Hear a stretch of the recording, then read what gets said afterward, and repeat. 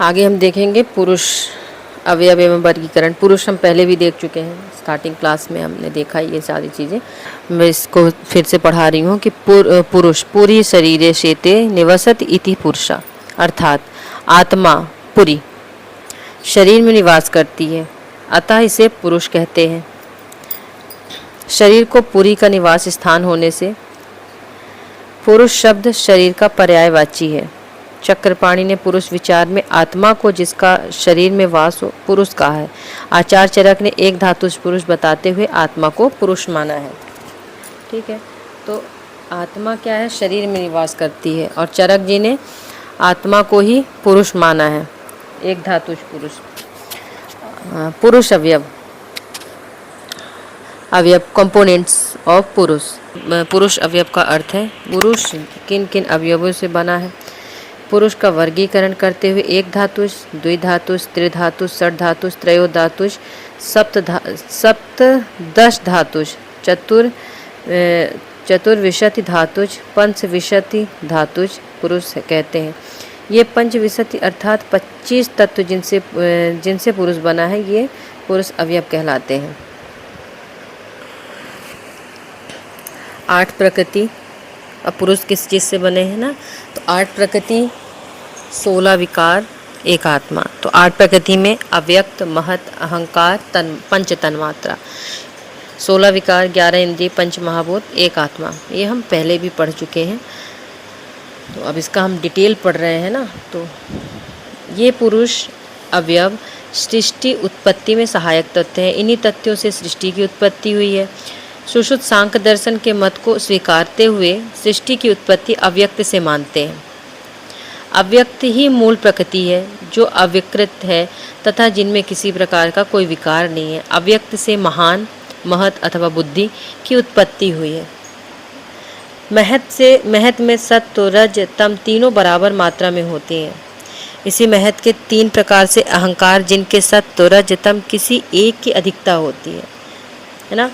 तो पहली क्लास में हम पढ़ चुके हैं कि जो सत्व, रज, तम होता है वो साम्य अवस्था में नहीं होता है, इनका न्यूनाधिक होना जरूरी है। कोई जैसे सत्व गुण ज़्यादा है तो रज गुण कम होना चाहिए, या मतलब ये समान मात्रा में नहीं होना चाहिए, साम्य मात्रा में नहीं होना चाहिए।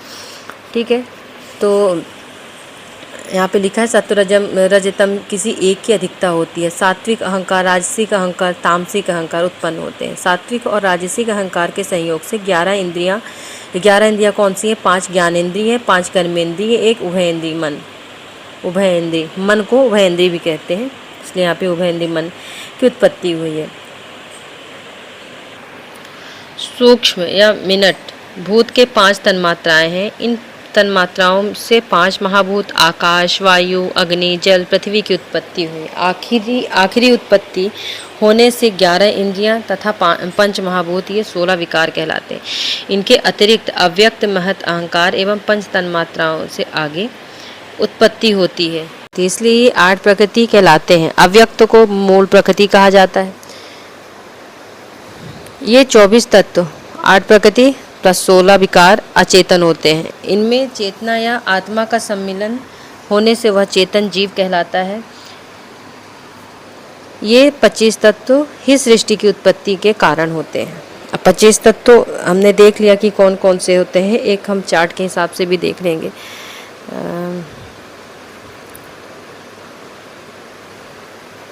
अव्यक्त ये मूल प्रकृति होती है। महत बुद्धि, जैसे महत का मतलब बुद्धि भी होता है। अहंकार, अब अहंकार कौन कौन से हमने पढ़े थे कि सात्विक, राजसिक और तामसिक अहंकार होते हैं। 3 अहंकार हैं। अब 3 अहंकार के आगे तो सात्विक और राजसिक मिलके 11 इंद्रियां, और राजसिक और तामसिक 5 तन्मात्रा सूक्ष्म भूत। अब 11 इंद्रियां कौन सी हैं? तो 5 ज्ञानेंद्रिय और 5 कर्मेंद्रिय, 1 उभयेंद्रिय, तो 5 5 10 11। ठीक है, तो 5 ज्ञानेंद्रिय में क्या है? श्रोतेंद्रिय सुनने के लिए, स्पर्शेंद्रिय स्पर्श करने के लिए या टच करने के लिए, चक्षुरेंद्रिय देखने के लिए, रसेंद्रिय रस जीभा के लिए बोला गया, घ्राणेंद्रिय नाक के लिए बोला गया है ना। पांच कर्मेंद्रिय क्या है जिनसे हमारा काम होता है? तो वाक, हस्त, वाक यानी बोलना, हस्त हाथ, पाद पैर, पायु उपस्थ, ठीक है। एक उभयेंद्रिय मन, पंच तन्मात्रा सूक्ष्मभूत, तामसिक और राजसिक से है। तो आकाश, वायु, अग्नि, जल, पृथ्वी, ये पंच महाभूत, ये 25 तत्व ही सृष्टि की उत्पत्ति के कारण होते हैं। यही 25 तत्व जो होते हैं वो सृष्टि की उत्पत्ति करते हैं। पुरुष की उत्पत्ति कितने कारण से हुई है, फिर वर्गीकरण भी देखेंगे पुरुष का। तो अपन देख लेते हैं ये श्लोक। स्वभावम ईश्वरम कालम यदीक्षम नियतिम तथा परिमाणम च मन्यते प्रकृतिम पृथोदर्शिनः। अर्थात स्वभावम ईश्वर काल यदीक्षम नियति एवं परिणाम में ये 6 कारण हैं जिनसे सृष्टि की उत्पत्ति हुई है। ठीक है, तो हम लोगों ने पहले भी देखा कि सृष्टि की उत्पत्ति किससे हुई थी? पुरुष, है ना। इसी प्रकार पुरुष की उत्पत्ति में 6 कारण है ये। पुरुष का वर्गीकरण क्या है? आज वेद एवं दर्शनों में पुरुष का वर्गीकरण कई प्रकार से किया गया है, जैसे एक धातुज, द्विधातुज, त्रिधातुज, पंचधातुज, षड्धातुज, सप्तधातुज, द्वादश धातुज, त्रयोदश धातुज, सप्तदश धातुज, चतुर्विंशति धातुज एवं पंचविंशति धातुज पुरुष। यहाँ एक धातुज पुरुष शुद्ध पुरुष या आत्मा है। एक धातुज पुरुष को आत्मा भी बोला गया है, शुद्ध पुरुष भी इसी को बोलते हैं। आयुर्वेद में स्थान स्थान पर जिस पुरुष का वर्णन है वह षड्धातुज पुरुष है, क्योंकि चिकित्सा की दृष्टि से षड्धातुज पुरुष का ही महत्व है। अब एक धातुज पुरुष क्या है? चेतना धातुर एकः स्मृतः पुरुष संज्ञकः। अर्थात चेतना धातु रूप पुरुष एक धातुज पुरुष है, अतः शुद्ध पुरुष को ही एक धातुज पुरुष कहते हैं। ये हम पहले भी, ये वाला श्लोक हम पहले की क्लास में पढ़ चुके थे। यह सूक्ष्म शरीर 18 तत्वात्मक अव्यक्त को छोड़कर 7 प्रकृति तथा 11 इंद्रियों को धारण करके प्रत्येक जीव में रहने से जीवात्मा कहलाता है। अर्थात अव्यक्त या मूल प्रकृति या शुद्ध पुरुष महान अहंकार तथा पंच तन्मात्रा के साथ 11 इंद्रिया सूक्ष्म शरीर को धारण करता है।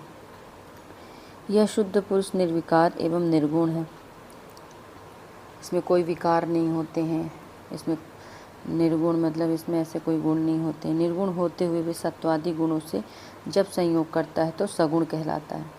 सत्वादि जो गुण होते हैं, सत्व रजतम की बात कर रहे हैं, तो जब संयोग करता है तो ये सगुण कहलाता है। अन्य आचार्यों ने इसे ही अंतरात्मा, इंद्रियात्मा, भूतात्मा, गर्भात्मा एवं सांसारिक आत्मा कहा है।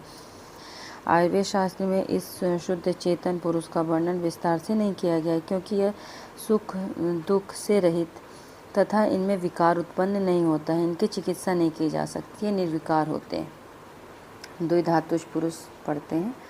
क्षेत्र क्षेत्रज्ञ, जो क्षीण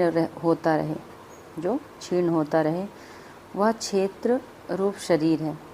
क्षेत्र किसको बोला है? शरीर को। तथा जो इनमें आकर रहता है उसे क्षेत्रज्ञ या आत्मा कहते हैं। तो शरीर अपना है, जब आत्मा उसमें प्रवेश करती है तो वो तभी तो सजीव होता है। ठीक है, तो इसमें क्या है? क्षेत्र शरीर को बोल दिया है और आत्मा क्षेत्रज्ञ को बोल दिया गया है। ठीक है, पुरुष इन 2 धातुओं क्षेत्र एवं क्षेत्रज्ञ से निर्मित है। अग्नि सोमात्मक है ना। सभी द्रव्यों में अग्नि तथा सोम की बहुलता होने के कारण पुरुष को भी अग्नि सोमात्मक 2 रूपों में प्रकट किया गया है। शुक्र और आर्तव को भी क्रमशः सौम्य और आग्नेय बताया गया है। तो शुक्र जो होता है वो सौम्य होता है और आर्तव जो होता है वो आग्नेय बताया गया है। ठीक है, अतः गर्भ भी अग्नि सोमात्मक होता है एवं पुरुष को भी अग्नि सोमात्मक कहा गया है। तीसरा पुरुष कौन सा? त्रिधातुज पुरुष, त्रिदंडात्मक। सत्व आत्मा, सत्व हो गया, आत्मा हो गया और शरीर। च त्रयमेतद त्रिदंडवत, मतलब ये 3 त्रिदंड होते हैं जो पिलर्स होते हैं। शरीर के, है ना, आधार होते हैं। लोक तिष्ठति संयोगात तत् सर्वम प्रतिष्ठितम। सत्व, आत्मा तथा शरीर इस लोक जीवात्मा के आधार हैं।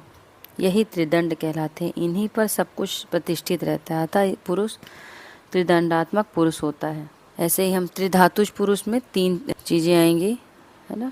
तो एक त्रिदंडात्मक हो गया, फिर आगे आएगा त्रिगुणात्मक, सत्वम रजस तमश्च इति त्रयः प्रोक्ता महागुणा। सत्व, रज और तम ये महागुण कहलाते हैं। अतः पुरुष त्रिगुणात्मक है। जिस प्रकार चेतन पुरुष में संसर्ग में आने से अचेतन प्रकृति सचेतन हो जाता है, उसी प्रकार सगुण प्रकृति के संपर्क में आने पर पुरुष भी त्रिगुणात्मक रूप में आ जाता है। पुरुष वास्तव में निर्विकार अव्यक्त होता है, किंतु सात्विक, तो सात्विक सत्वरजतम की बात कर रहे हैं, सत्वादिक आदि अहंकार से संयुक्त होता है, तब इसमें भी गुणाधान हो जाता है। अतः इसे त्रिगुणात्मक कहते हैं।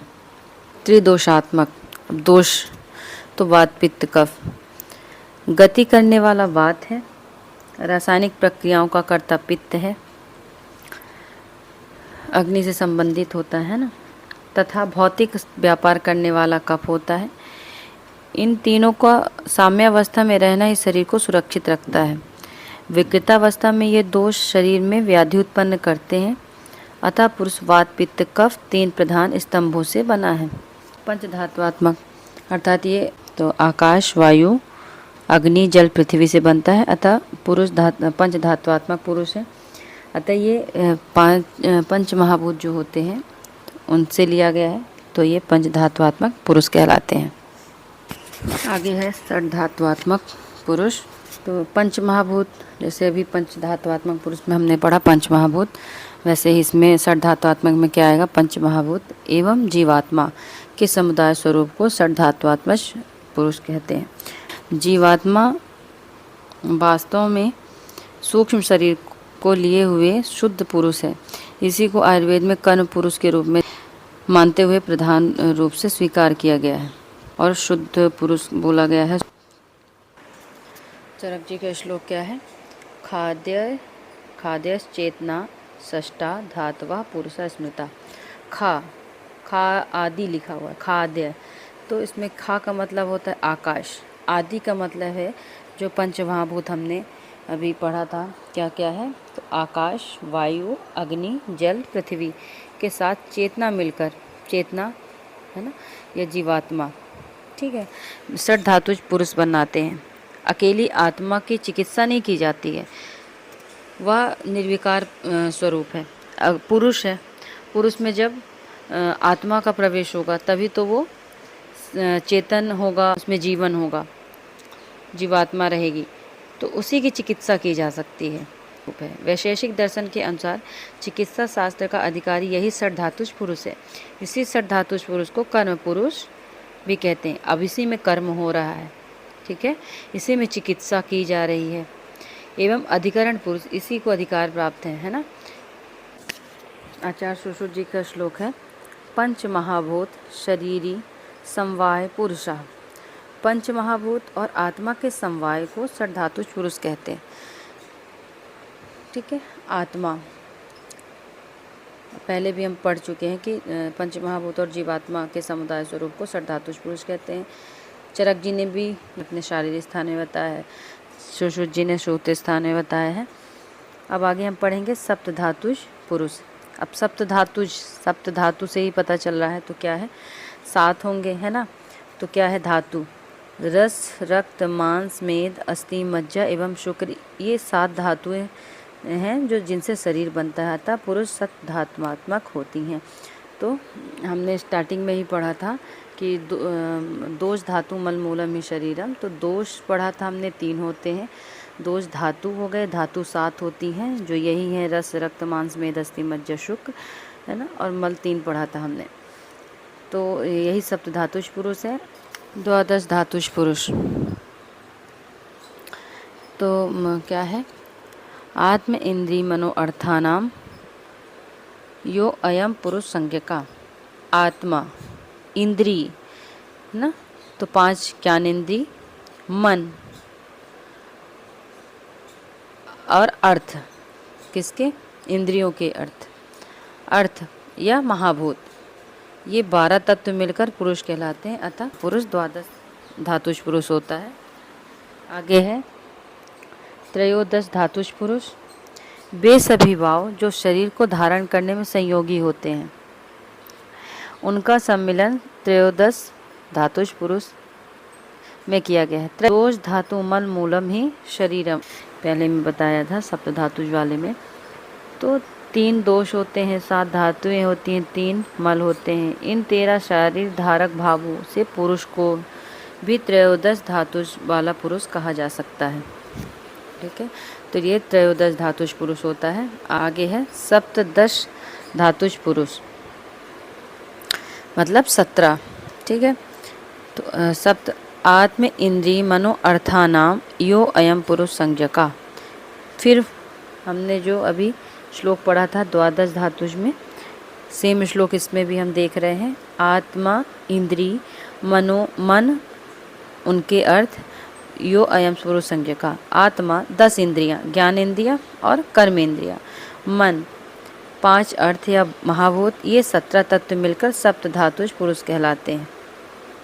ठीक, वहाँ हम 5 ज्ञानेंद्रिय बस ले रहे थे और यहाँ हमने पूरा इंद्रिय लिया है, तो पूरे इंद्रिय को देखेंगे तो उसमें ज्ञानेंद्रिय और कर्मेंद्रिय, तो 10 ये अकेले हो गए, है ना।